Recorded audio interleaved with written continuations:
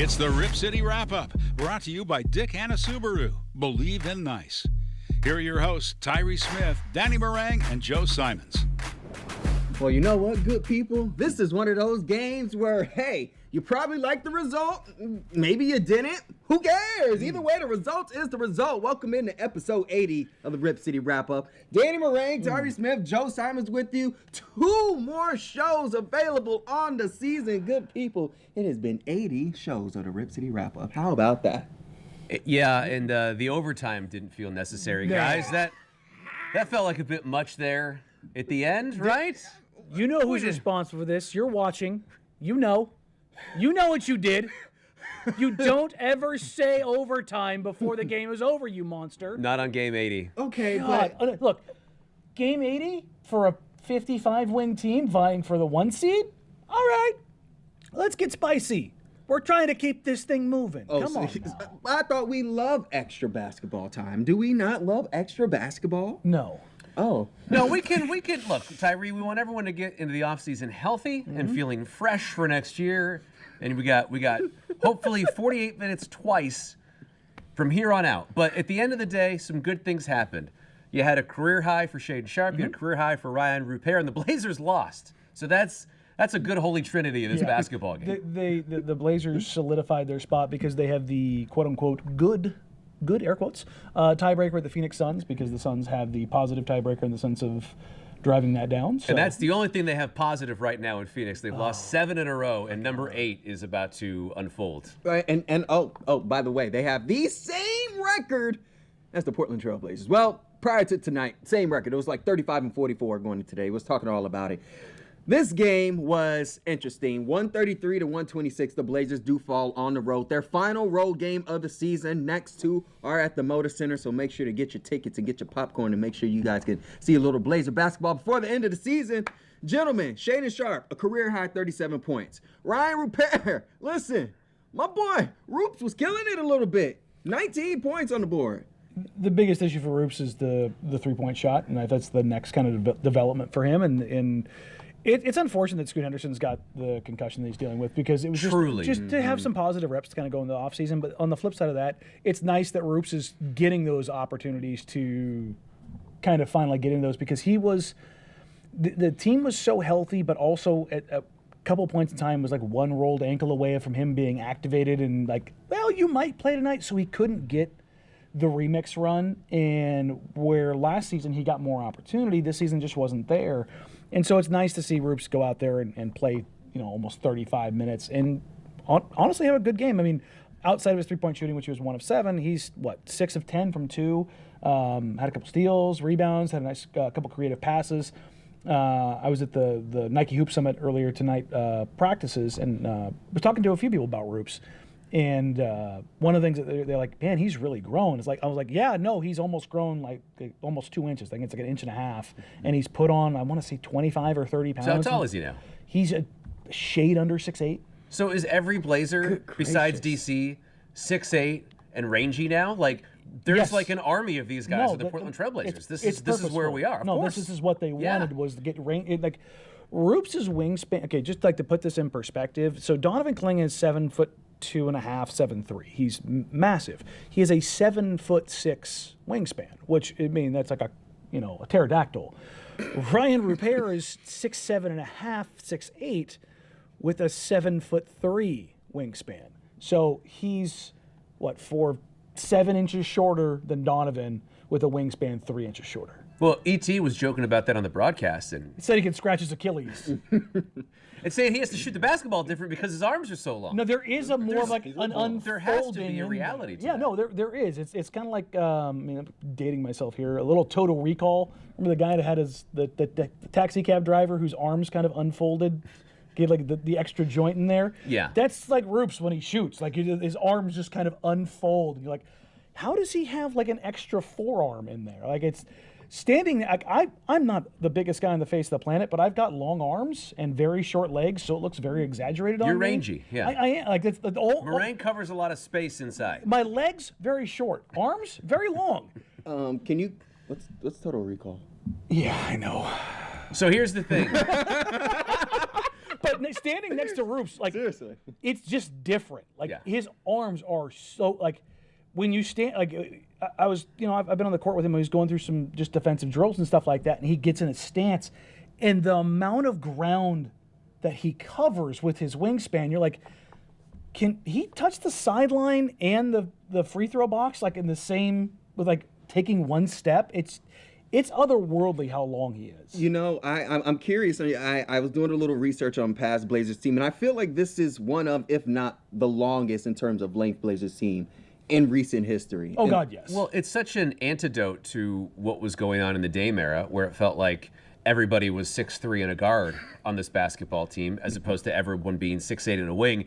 And the thing that we're constantly talking about is the Blazers have like 6 of the guy that Damian Lillard needed in this era. It's like an embarrassment of riches of guys that we have now that we need to transport back about, 8-7 years or so. And then it's a more complete team. Like the thing is, and it's tough watching what's going on in Milwaukee on and off the court. Obviously, Dame's health is of paramount concern, but God, if Dame was on this team, more people, that has been the reaction to this season. If Dame was on this team, ... Like basically, if you're saying like if you took prime 27-year-old Damian Lillard and dropped him Precisely. into this team, you're like, yeah, that's the whole point. Is this team is like that guy, not necessarily a point guard, but like an offensive engine away from being a problem, as it were. To go full social media. The parlance of our times. Yes, they give doing a snorting. Was a emoji. bucket, yeah. Yeah, people forget. No, people don't forget Damian Lillard is that dude offensively. You stick an offensive engine capable of averaging 28 a game alongside Denny, alongside Donovan, you'll start going, yeah, and also you've got Chris, and if Roops turns into a guy, and you just start going down the list. I mean, Ant, Scoot, and Shaden are the only guys on this roster that aren't massive. I mean, Delano Banton is a legitimate 6'8". 2 is 6'8". Denny is 6'9", 245. Donovan 7'3". Wap is 6'8.5", 6'9". Jabari's 6'8".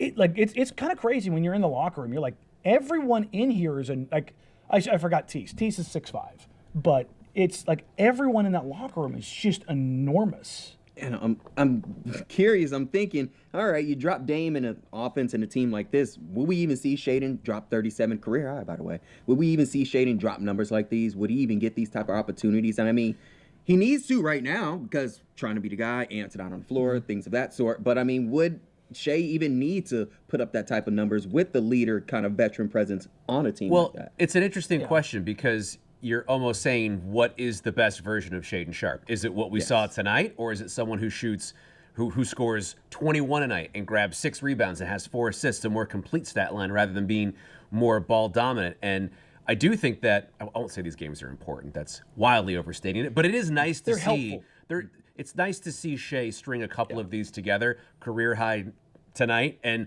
look, you're going to be playing 2 teams, the Lakers maybe not, but certainly on Friday against Golden State, that's a team that's really trying to win that basketball game. Not like tonight.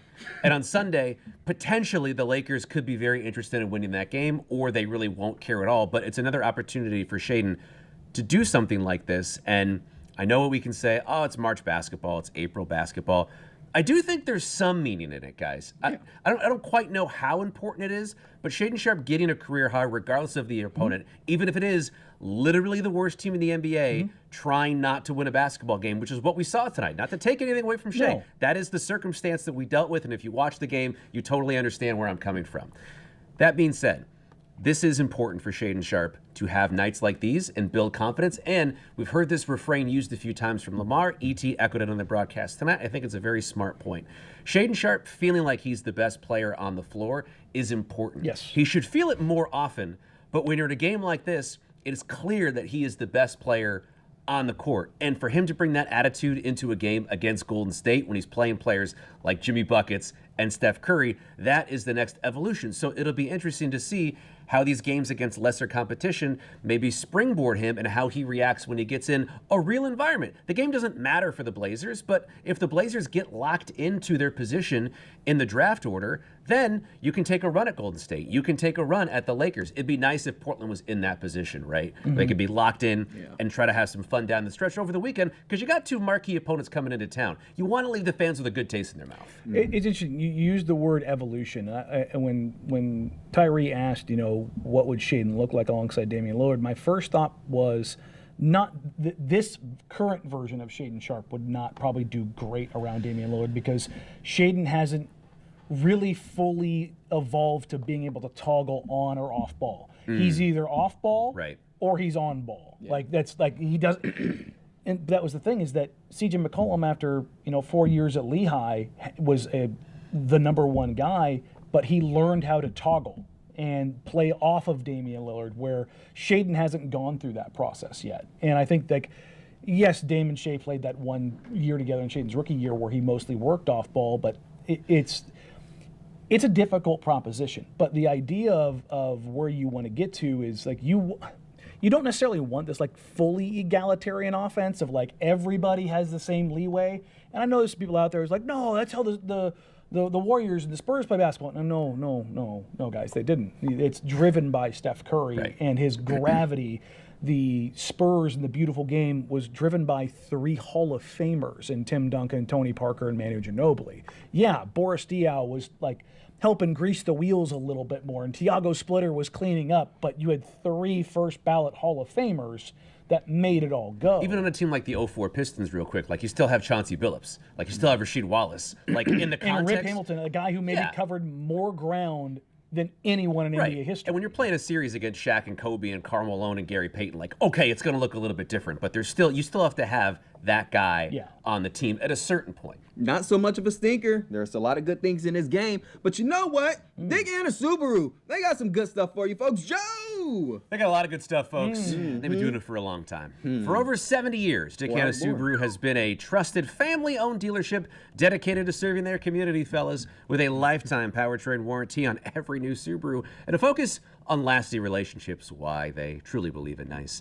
Visit Dick and Subaru today and experience the difference for yourself. It's time for a deep dive into a shallow topic. That's right. It's Trend BA. It is Trend BA, the first one we got, and there's a lot going on. Let's go ahead and talk about in-house business. Yes, the Blazers, they extended general manager Joe Cronin earlier this week, multi-year extension. Cronin, Blazers, 35 victories, 14 win improvements so far, and they are 22-16 since January 19th, ranking top 5 in defensive efficiency. He is also contributed to some of your Blazers that you like right now. Obviously, Shaedon Sharpe, Scoot Henderson, Donovan Clingan, and Deni Avdija, of course. So, gentlemen, thoughts on the extension before the season ended? It gives the Blazers a place of stability to go forward, and that's if look no further than Denver, who not only did they dismiss their head coach and Michael Malone, but they also dismissed their general manager in Calvin Booth, and the other part of that there is Calvin Booth did not have a contract extension in place, which was another reason this went forward. And look, I mean, I was just at Nike Hoop Summit. It is the kickoff, really, for the draft cycle into next year because this draft cycle is starting. I was talking to some scouts that were in attendance at practice this morning, and I was like, so how long are you in town for? They're like, oh, I'm not staying for the game. I'm going to Chicago, or I'm going to L.A., or I'm going to Miami because the agent groups are starting the workouts. So all the players that just finished up college basketball, the Ace Baileys, the Dylan Harpers, Cooper Flag doesn't need to do workouts. I saw him at a driving range. Good for him. Ooh. Yeah. Go live your life. Not like at Glendevere, folks. It was in a different part of the country. Yeah. But like you can't start planning your offseason unless you've got that foundation. And the Nuggets have to figure out their GM. Then they have to figure out their coach. And they have to not have the same relationship that Calvin Booth and Michael Malone had, which was hating each other. Like, to be blunt, it wasn't a difficult working relationship. It was pure unadulterated hatred for each other, where everybody I've talked to in Denver has said the same thing, where they were actively sabotaging each other. And ultimately, they said there was mutually assured destruction.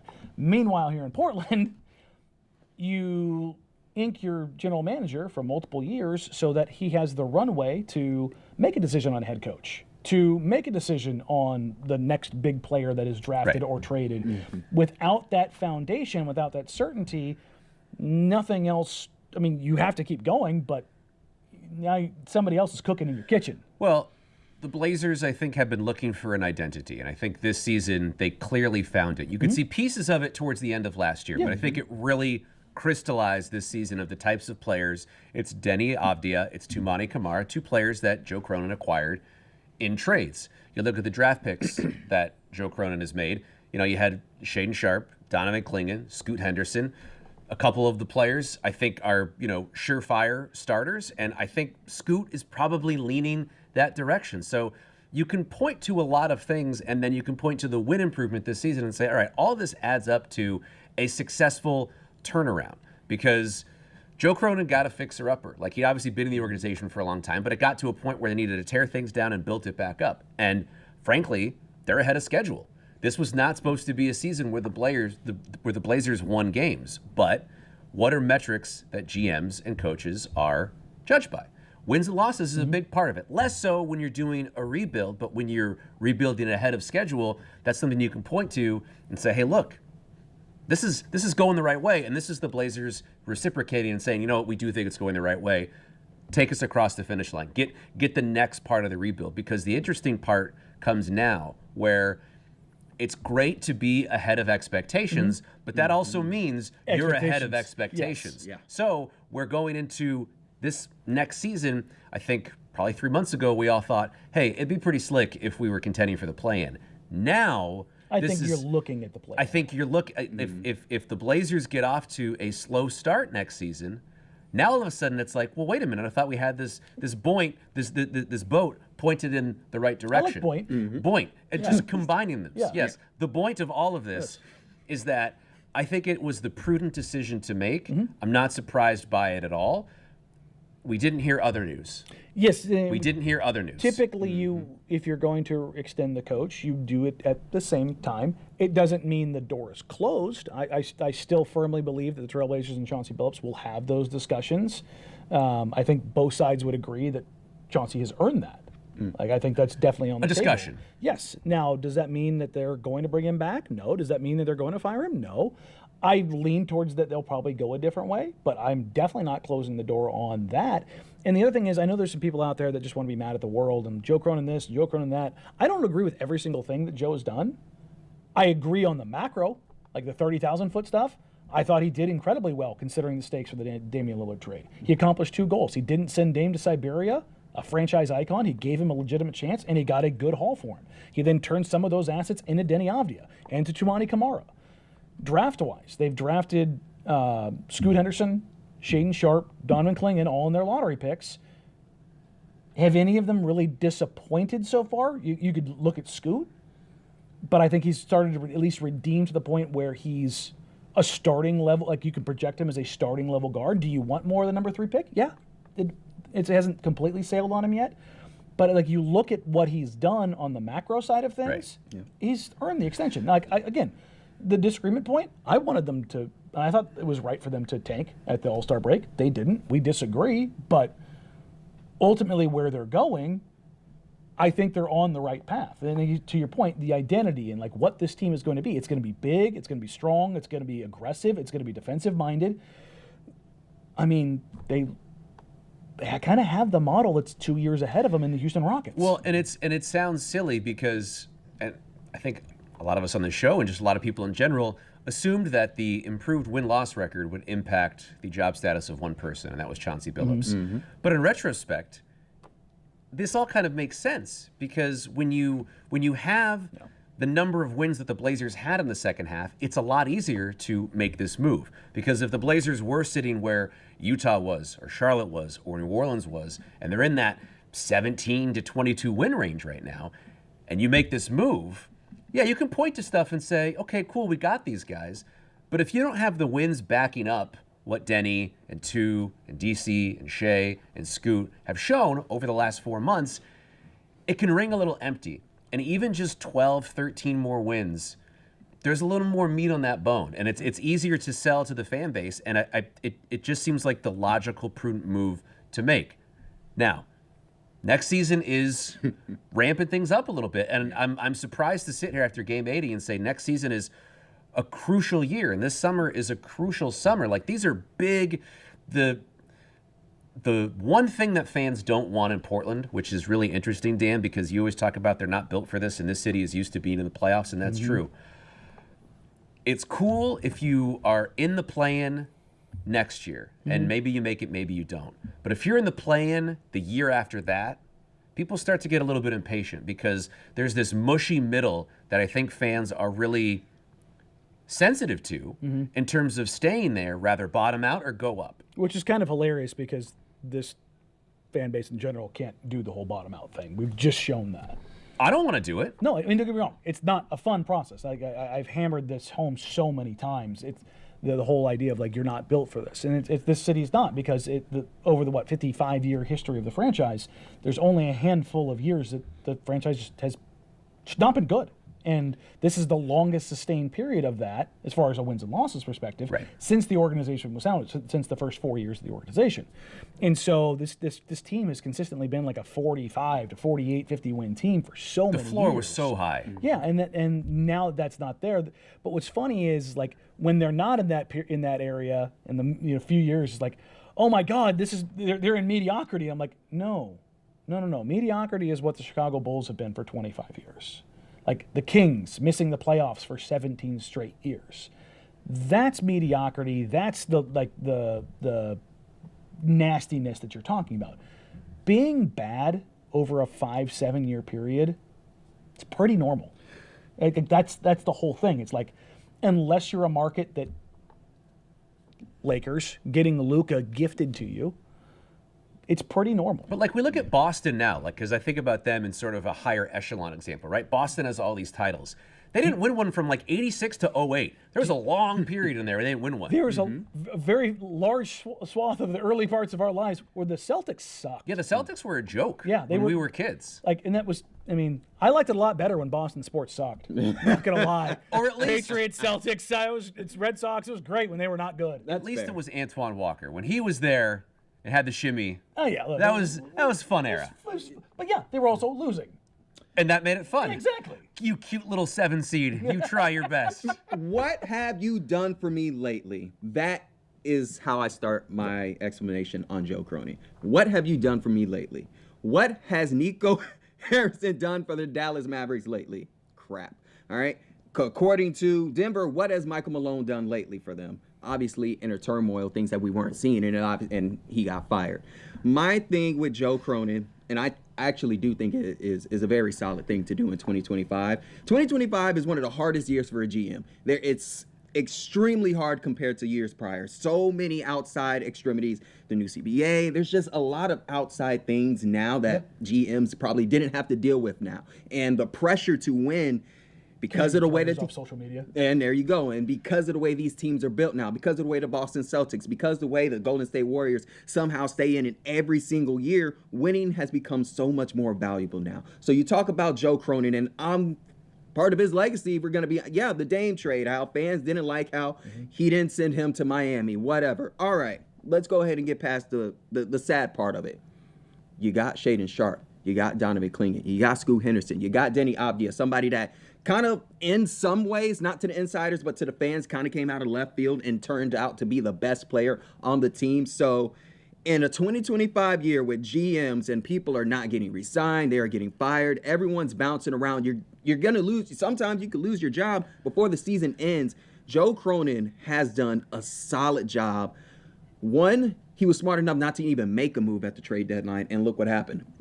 We beat Sacramento. I think our conversations are a little bit different right now. So you can say, you haven't fully agreed with all of the decisions that he's made. But to say that the decisions he has made since he's been at the tenure doesn't deserve an extension in 2025, I think is very wrong. So I feel Blazers should feel solid, should feel foundational, should feel like this isn't going to be a rebuild next year. The rebuilding part, we've gotten out of at least the really rough foundational building. You got the foundation now. Well, you make a good point, Tyree, comparing it to other franchises, because we've seen turmoil late in the season in a way we've never had in the NBA before. For a team that won a title less than 2 years ago. Very recently, yeah. Three-time MVP? And a team that was in the finals last season.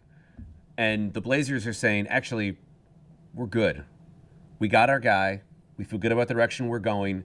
and we're going to stabilize things. It's just such a unusual thing. I mean, I think they said the Michael Malone firing, it was the latest that had been done in a season since Hubie Brown in like the early 80s. It's the latest coaching firing. Ever. Yeah.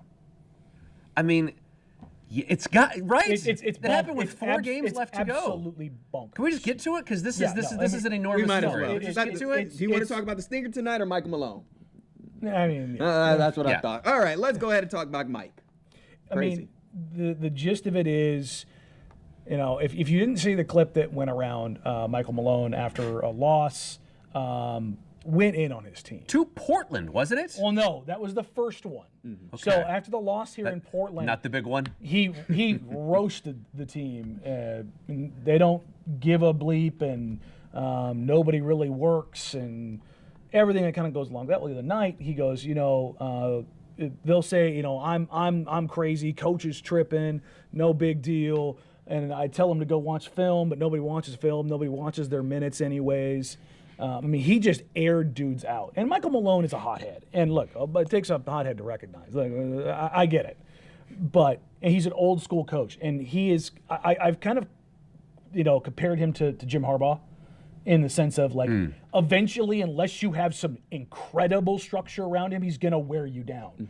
It's not because he's a bad coach. It's because he's just a lot. But he's a tremendous coach. And I've seen some Blazers fans who are like, they should bring Michael Malone here. Not yet. Chill. Michael Malone does not like young players.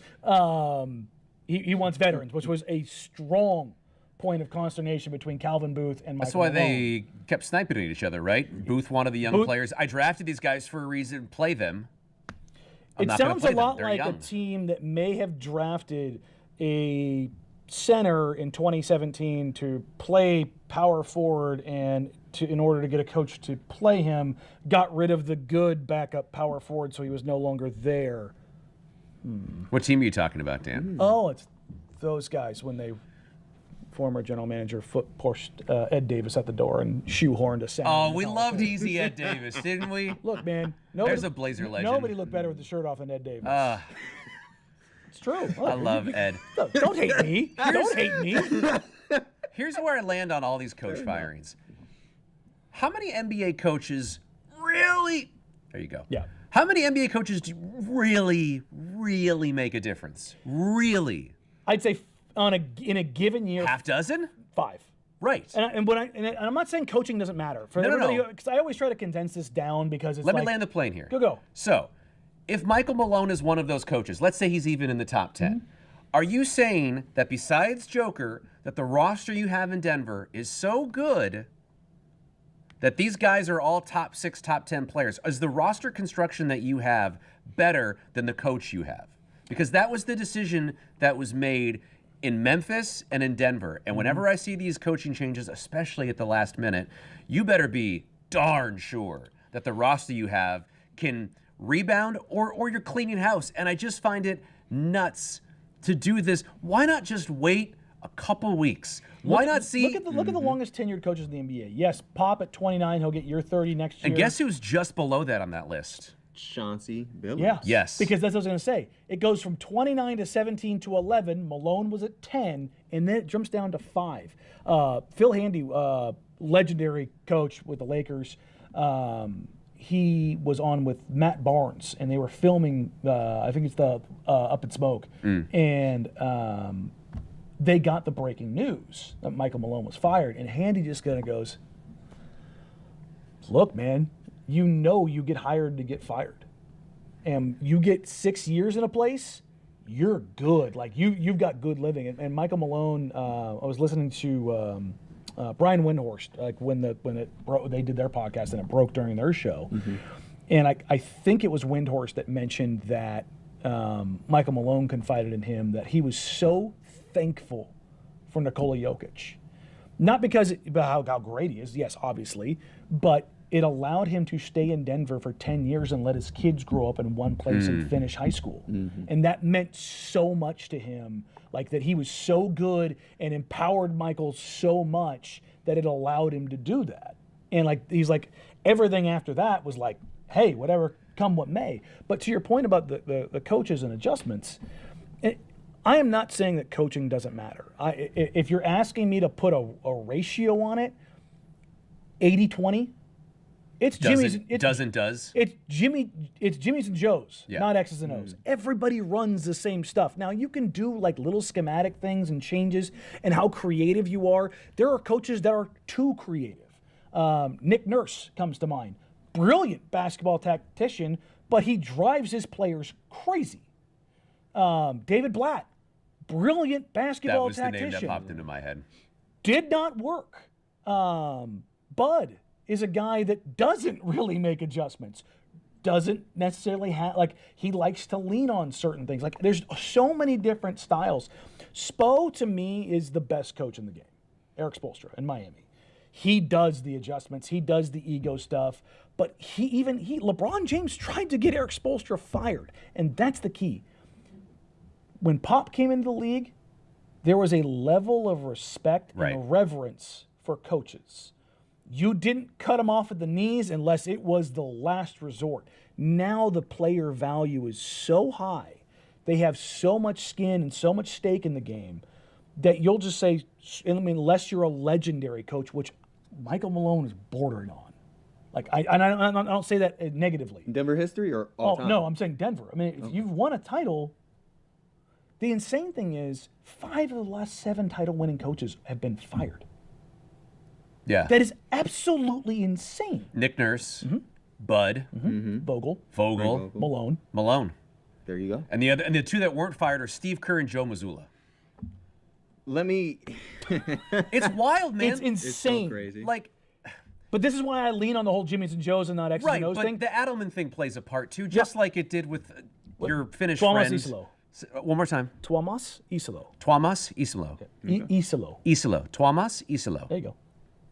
You coach the Grizzlies. Lidergand. But that matters. Sorry, Terry. You're good. Just to finish this thought. Go. The assistants played a factor. Both teams had hot assistants that they didn't want to lose. And it's like, things aren't going great. Let's fire our coaches, get these young guys in there now, give them the reins. No one's going to steal them, and maybe we get a boost. I don't believe in the boost part of it, but the right of first refusal. Like, hey, look, you want the job? You want the job? Like, with David Adelman, he's been in Denver for years.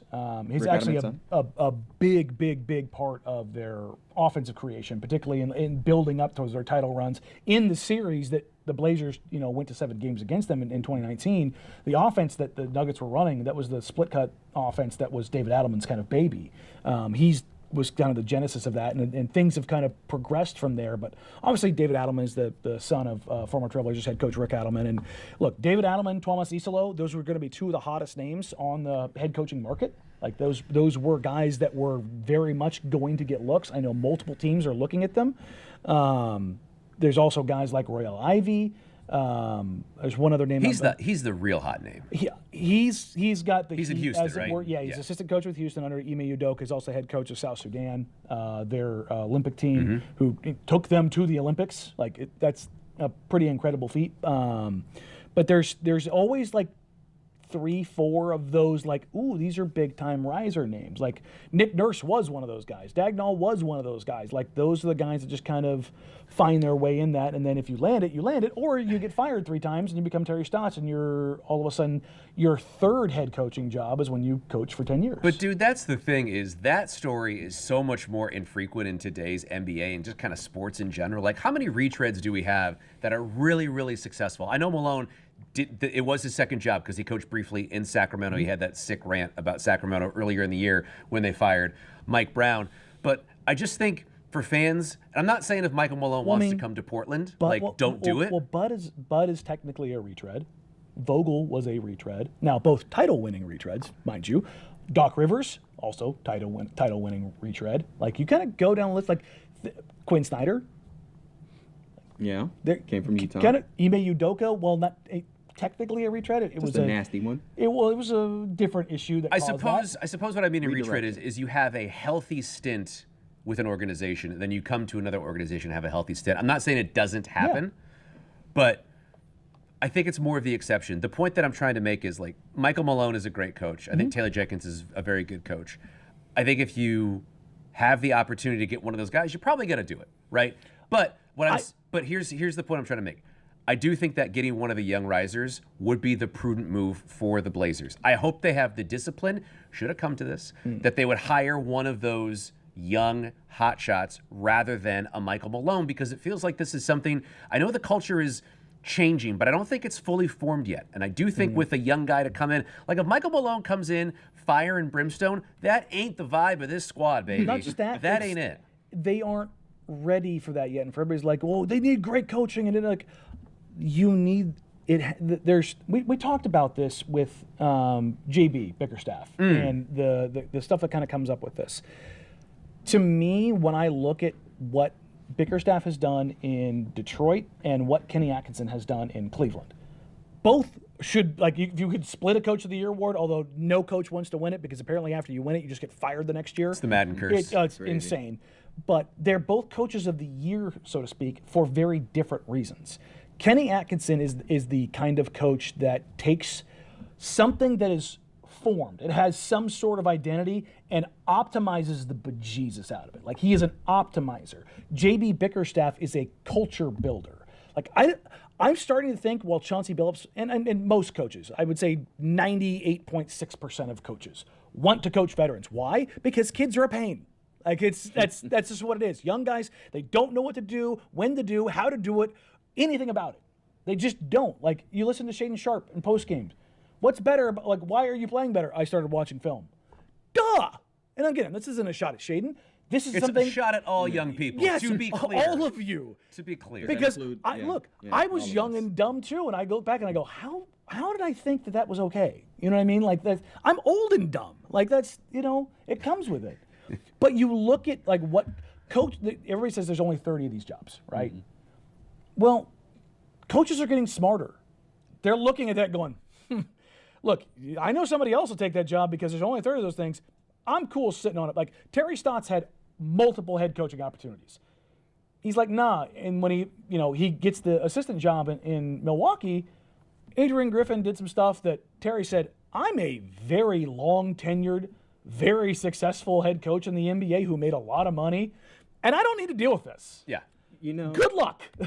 I'm respect it. I mean, look, it was a pro move, but like, that's knowing who you are. Whereas I think a lot of, like Michael Malone, he may say, oh, I want to be a head coach.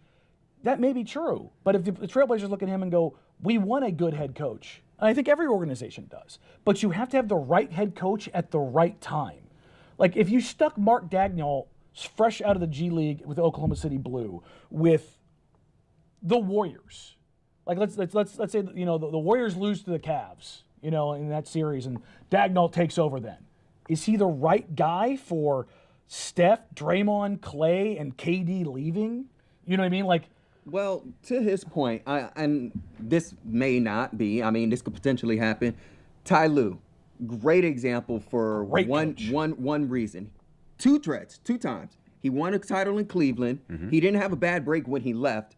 Then he went to L.A. Mm-hmm. He's still there. One of the longest tenured coaches right now. And to his credit, one of the things that he's been able to ride on, and depending on what happens with Coach B, don't know if he ends up staying here or not. The same thing could happen if Malone or someone was to come here. Ty Lue wrote LeBron James. Ty Lue had a superstar in LeBron James that got his team to that finals and won. Yeah. Great. That put Ty Lue in an upper echelon. It wasn't just the meme of AI stepping over him no more. He was a coach that had more respect. Great and meme, there you go. And had more foundational business in the world of the NBA. Then he goes to LA. He goes to that bigger market, way bigger than Cleveland. Still there, rides the tail up, if you want to call Paul George or Kawhi Leonard, and kind of rides the new high of what the LA Clippers was built.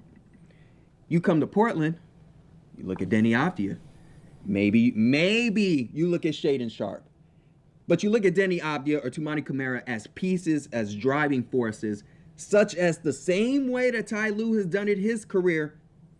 Same thing can happen here. It's just a suggestion. I'm not saying that that's what's going to happen, but I'm saying that can be a tote or a note or a way that Malone can fit into the Portland market if that's what we're talking about. But Ty Lue, he's found a career off of having these kind of superstars on his squad, and he has James Harden right now. Yeah, no, and I think if you're looking at a team like Denver, there's going to be no shortage of people who want to coach Nikola Jokic. Yeah, but does this change the calculus for Joker going forward? Like, it is.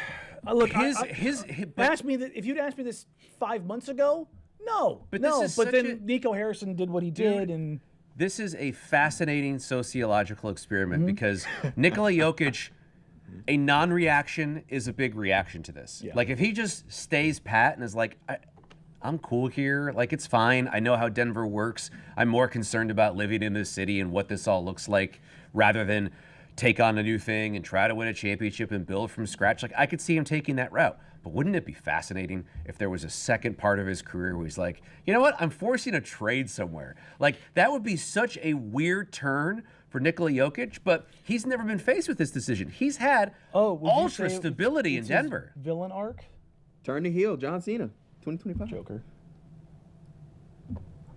See, this is what And I that's have to our work show, with. folks. This is what I have to work No, with. it is not. How much time do we have left in the show, actually? Good people. I- Okay, we got 16 minutes. But he is just such a singular character in not even basketball, but sport, that just seems to sort of float through but also dominate in a way that we've never seen that like combination. a Portuguese man of war, That something like a very good Portuguese man. I actually just floating along. I actually did like that one. Is that a movie? It's an animal. Huh? Oh. It's like a jellyfish. With Yeah, it's like 20-foot long tentacles. Danny, can we get a Portuguese man of war up there real This quick? has nothing to do with age, just Thank my you. knowledge.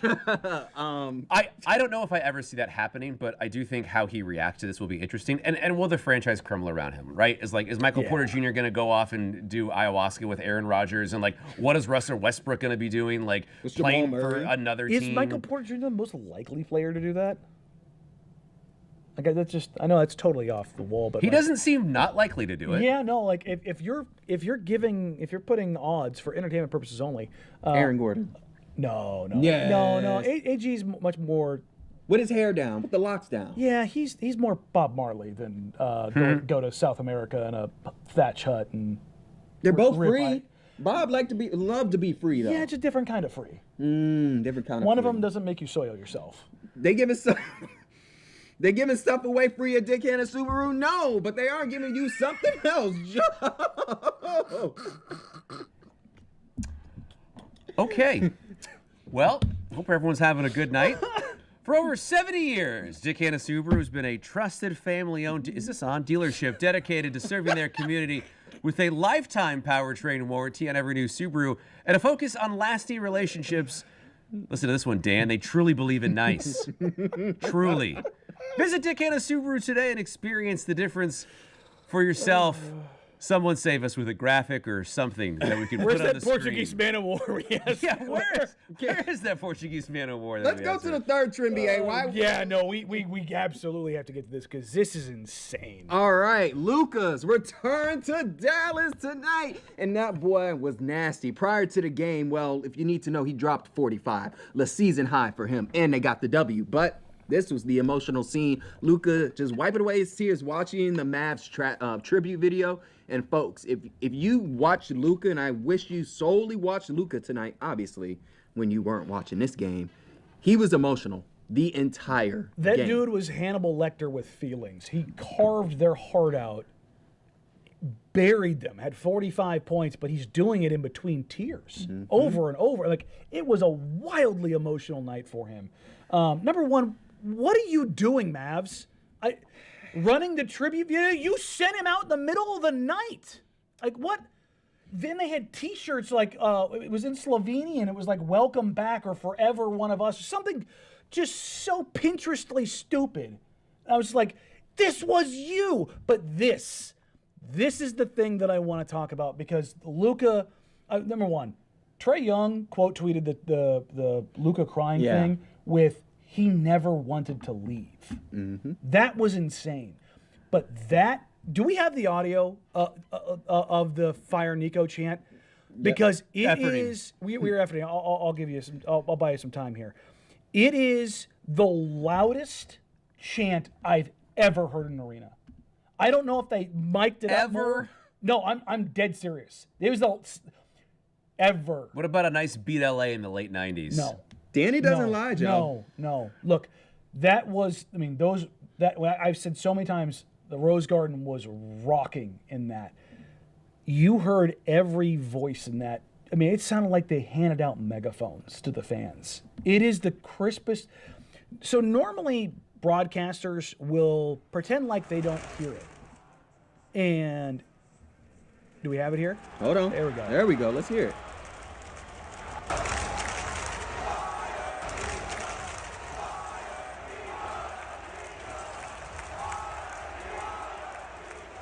It's the whole arena. It's the whole arena. There's another clip that's even... Beat LA's better. Look, my point being, Mike Breen was on the call tonight, and every broadcaster ever, Joe, Yeah, talk about it. Joe, I mean, you went through formal broadcasting school. What's the adage? If there's something that's not supposed to, or Keep you're not going, baby. you just keep talking over the top. Keep on going. Look, man, we have seen sports reporters be like, "Oh no, they're chanting something else instead," when it's very clear what they're saying, and instead, Mike Breen's like, "Yeah, those are the fire Nico chants yet again," and like. I'm at the point now, and we can talk about the Luka part of this later, or just go throw our hands up collectively. How does Nico Harrison make it out of the next 3 days? Because organizationally, there's no. I've talked about this with a lot of people, and I still know people like, oh no, they'll come back. I genuinely do not. I think they might have killed a significant portion of their fan base. ESPN estimates that over the next decade, the Mavericks will lose close to $1 billion in revenue because of how sabotaged it is. And I'm not even talking from a basketball perspective.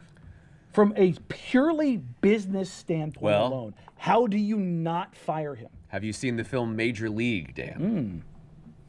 This team's not being moved to Las Vegas. Okay. Why? Because they're getting probably $5.5 to $6 billion in expansion rights. So that is the conspiracy theory. Well, no, that's the deeper tinfoil. Yes. The more likely one is the Adelson family, which bought into the Mavs. From casino money. Casino money from Las Vegas. The Adelsons, very, very, very, very deep ties into the casino business in Las Vegas. They want to get gambling legalized in Texas. And again, from a purely selfish business standpoint, I'm not even talking about the basketball.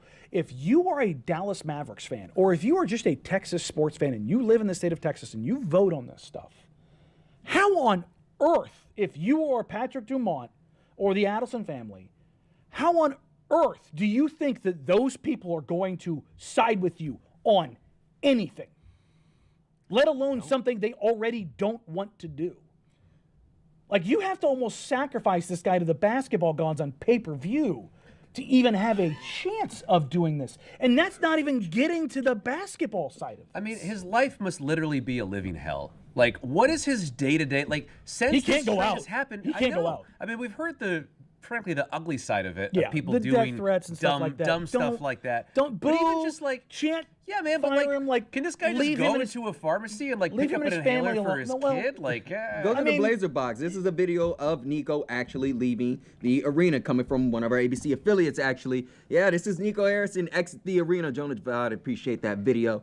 You can just see his face is kind of like, why just, oh boy, let me just get out of here. And there was a video actually of him in the corner. He wasn't even fully in the arena. He was kind of standing by the exit.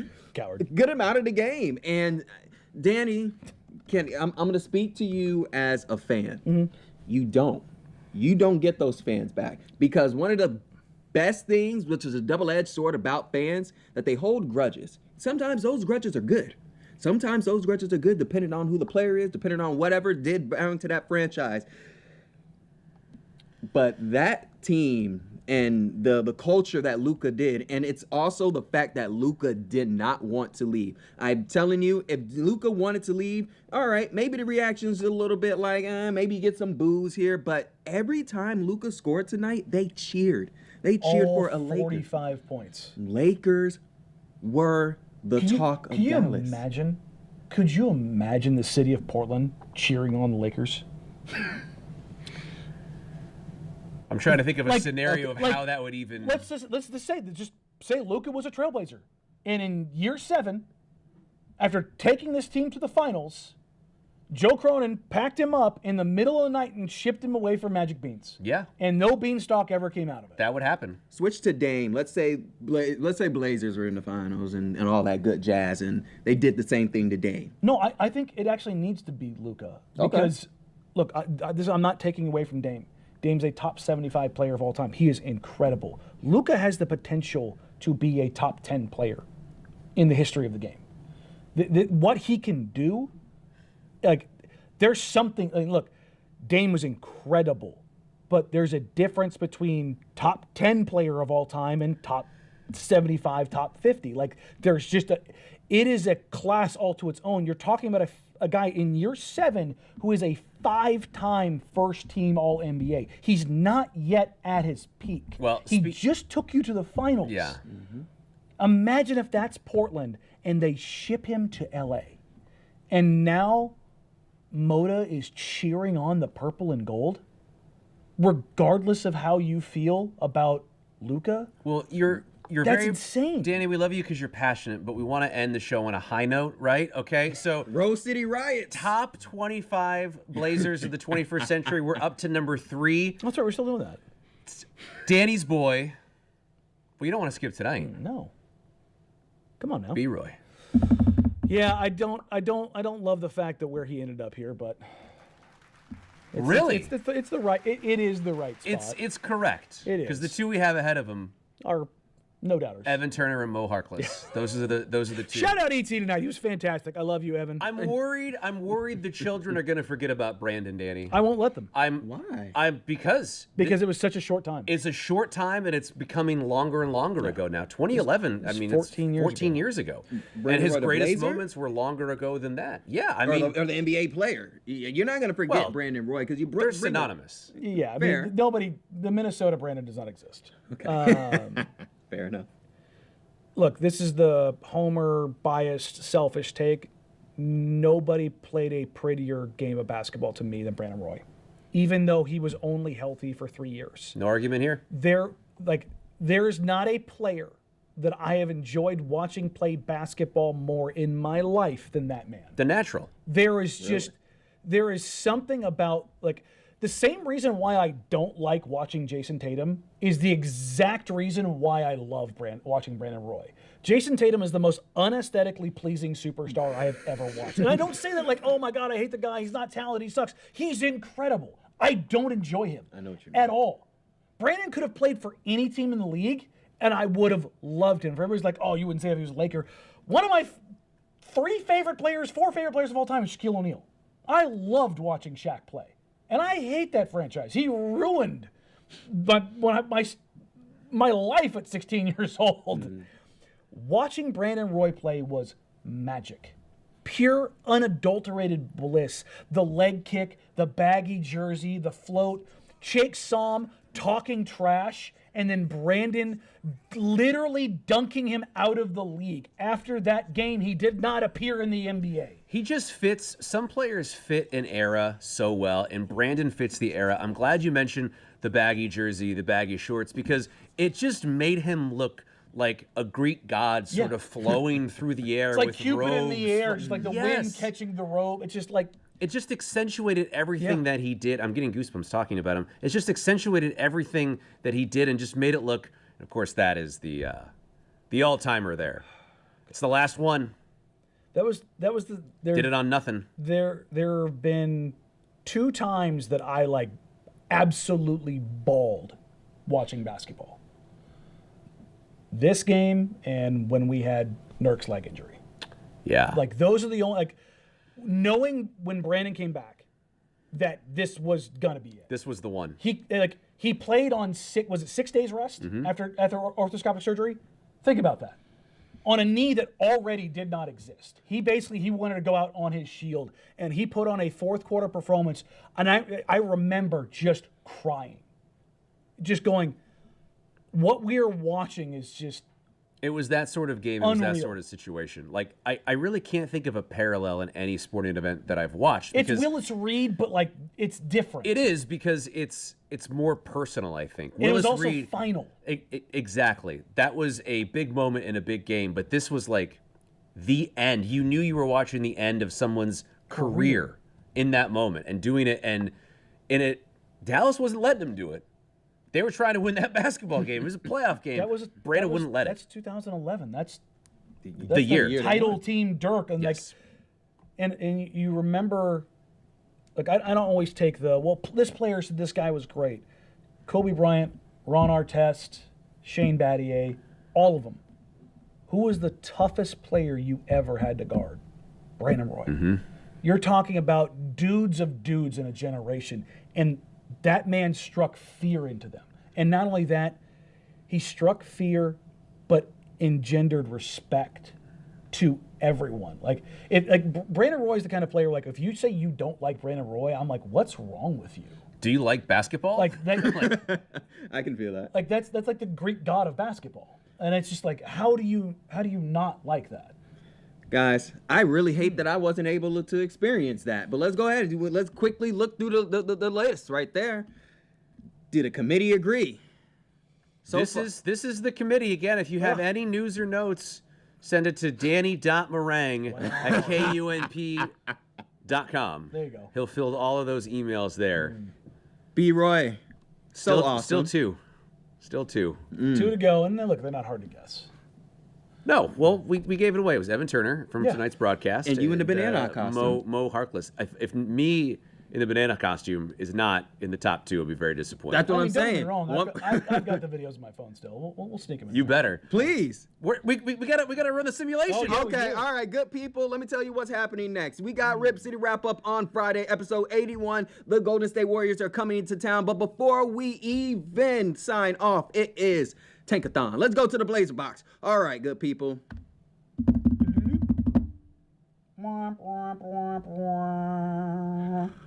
Oh, dang, where are we? All the way down to 11. Well, that didn't work out too well.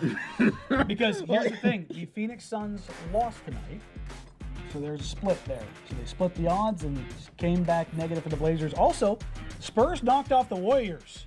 The Warriors are currently in the play-in. Things are going to